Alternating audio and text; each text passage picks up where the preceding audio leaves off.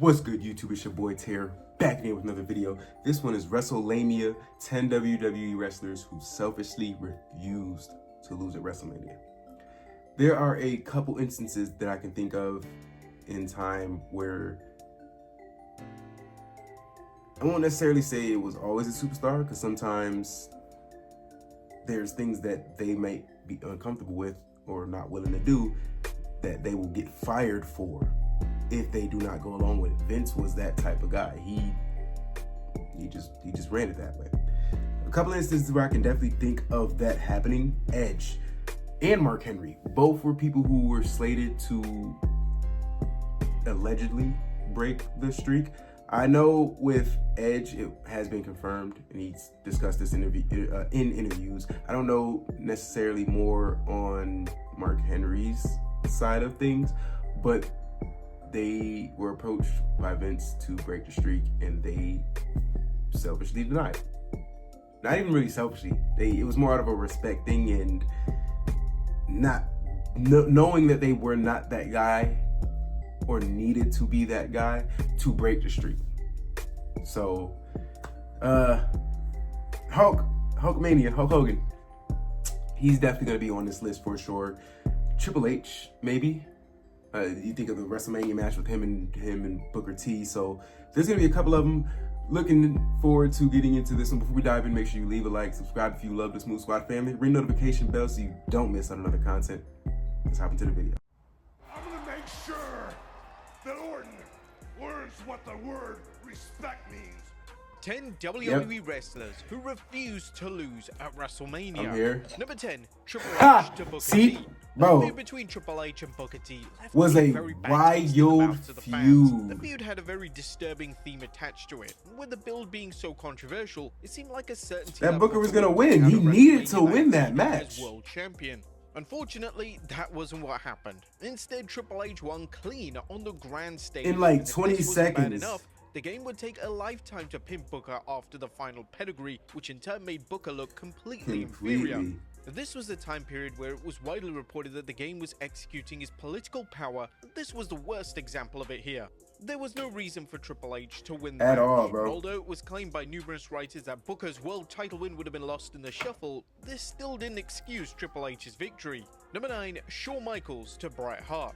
The original plan for WrestleMania 13 was to see Shawn Michaels and Bret Hart collide in a rematch from their WrestleMania 12 Classic.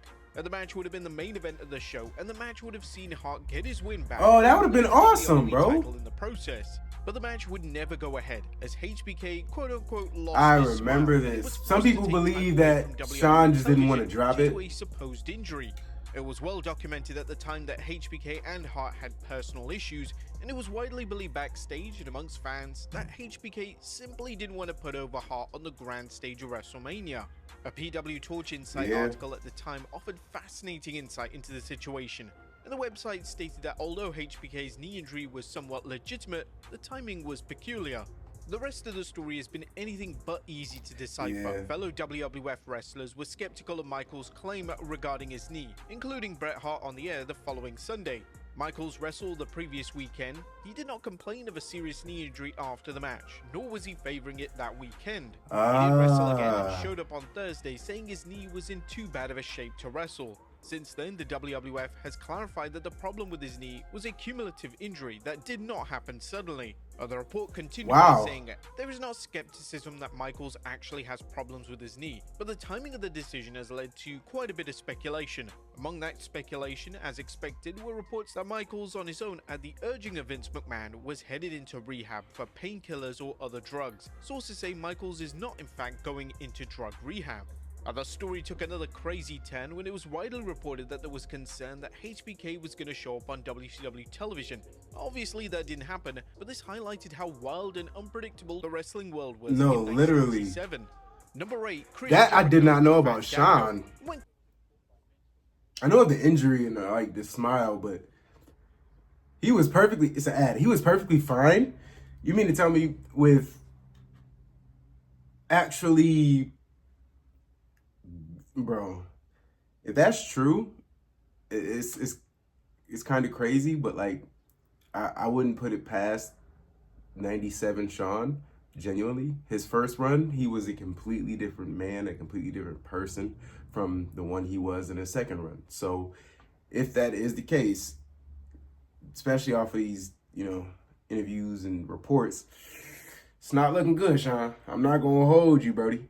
Chris Jericho was informed by Vince McMahon that he'd be working with Fandango at WrestleMania 29. He was appalled, but Jericho's mood got increasingly worse when he was I remember told that he'd hearing be this. putting over the professional dancer at Mania, and he was so angry that he was legitimately going to quit the company.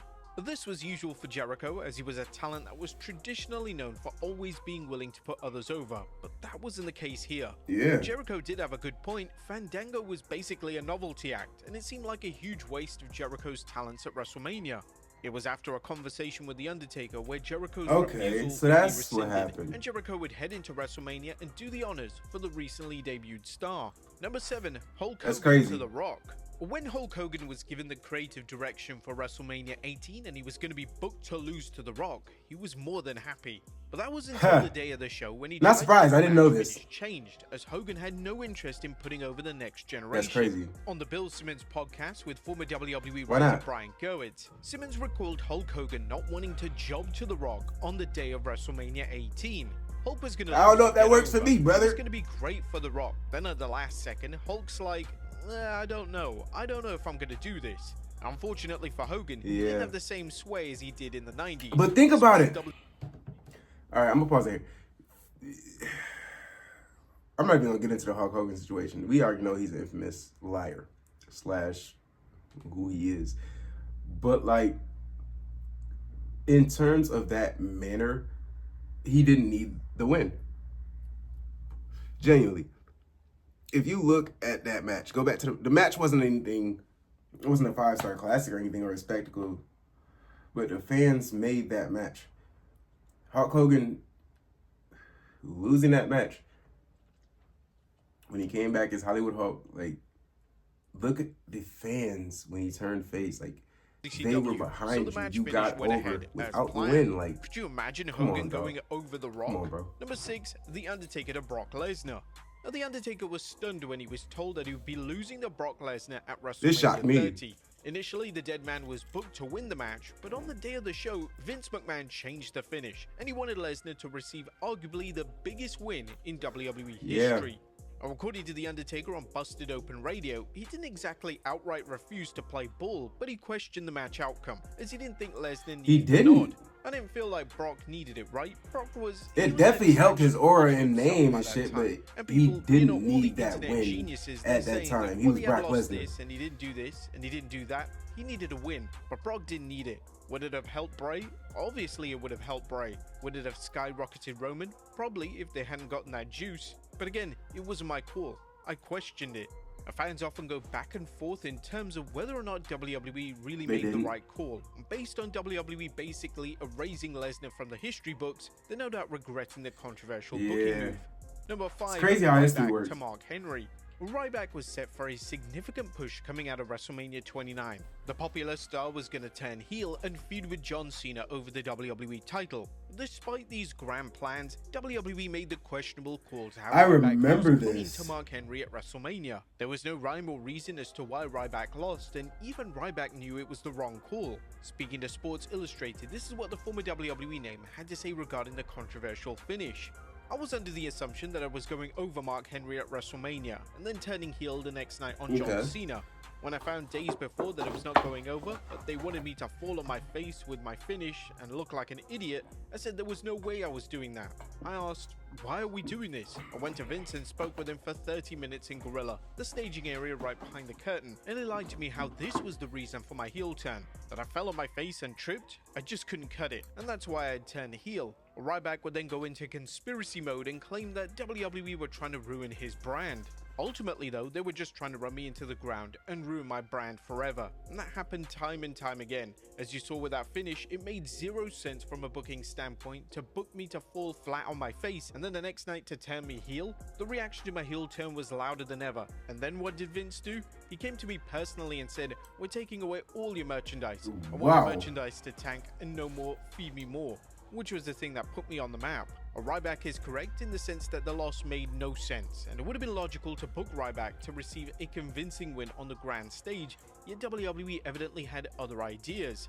Number 4, Triple H to Sting. Triple H Fans should around not the have world were won left this. in total disbelief when Triple H pinned Sting at WrestleMania 31. The assumption was that the game would put over Sting in what happened to be Sting's first ever First and WWE only match. There were WrestleMania. rumors that both Vince McMahon and Triple H took issue with the idea of putting Sting over, and knowing what we know about McMahon's attitude towards ex-WCW talent, as well as again selfishness at times, this wouldn't come as a complete surprise. Ultimately, it was just a backwards move that had zero benefit. Unfortunately, to it's one of anyone. those situations Even Jim Ross, where who was one of you Triple had H's Vince in biggest charge, defenders, and had then his Triple H scathing was not take on the allowed to matter on his come on now. podcast. Well, he It should not have made lost at sense WrestleMania. logically I didn't for understand it. Sting It to helped win. nobody. It It didn't wasn't a make sense feel-good for moment. Handshake or no handshake, it was DX. poor strategy, poor booking in my opinion.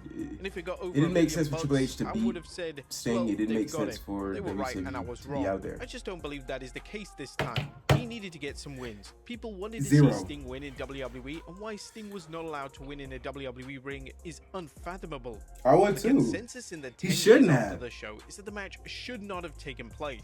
WWE had both The Undertaker and Sting healthy and available for WrestleMania 31, and they could have easily delivered the dream match of a lifetime. Number 3, Sasha Banks to the Iconics. But WWE made the right call by making Sasha Banks and Bayley the inaugural Women's Tag Team Champions. To cement the reign and the titles, story the duo was needed there, an extended bro. run with the titles, but at WrestleMania 35, they dropped the titles after just 49 days. It was claimed that Sasha Banks took issue with dropping the titles to the Iconics, and the match outcome was a contributing factor to her taking a leave of absence. People from were WWE. expecting this match Banks crazy. had every right to Sting be versus annoyed at the Taker. situation. The move was completely backwards, and this outcome was questioned even more when it became apparent within a matter of weeks that WWE had zero plans for the Iconics tag title reign. Number 2, Shawn Michaels to Stone Cold Steve Austin. Shawn Michaels was in a very bad place in early 1998, and due to various factors, including a serious back injury, his last match was set for WrestleMania 14.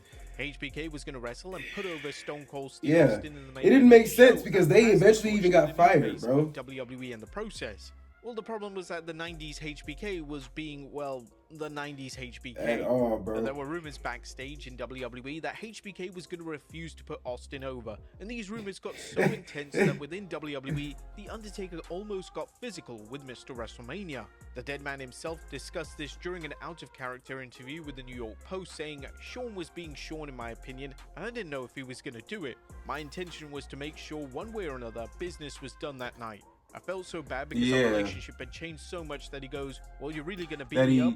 I was like, no man, that's just all rumor. Taping my hands up and everything, come on. Whole time in my head, I'm like, I was going to smash you if you didn't drop that belt to Steve. But yeah, he's a completely different person. I love him to death now. But yeah, that's the story. I was sitting there, hands taped, ready to do whatever I needed to be done. HBK would reluctantly put over Austin in the main event of the show, and this would end up being his last match until the summer of 2002. And number 1, Roman Reigns to Cody Rhodes. All signs pointed towards Cody Rhodes winning the title at WrestleMania 39. And when Roman Reigns pinned Rhodes 1-2-3 in the main event of the show, fans needed answers. In the months that followed, reports were Taker was ready Roman to Reigns was of the belief that if go Rhodes get lost down the with match, it. would make his eventual He's about to really put even hands on growing. Shawn. While somewhat bold to demand you retain the title in the main event of WrestleMania, Reigns was correct. The subsequent win at WrestleMania 40 meant a lot more because Rhodes had spent the prior 12 months trying to reach the top of the WWE ladder once again. When WrestleMania 40 came around, Reigns had zero issues in putting over Rhodes and passing the torch to the next face of WWE. But there you have it, folks. 10 WWE wrestlers who refuse to lose at WrestleMania. Be sure to leave your comments down below, and I'll see you next time with some more wrestling content. It's crazy. I did not know that Roman Reigns was the one who pretty much greenlit the I'm a win this. It made sense storyline wise because, like he said, Cody fought Brock Lesnar. He would then go on to re-grind his path of getting to there, and it did create one of the best WrestleMania pay-per-view matches of all time in Roman Reigns versus Cody Rhodes.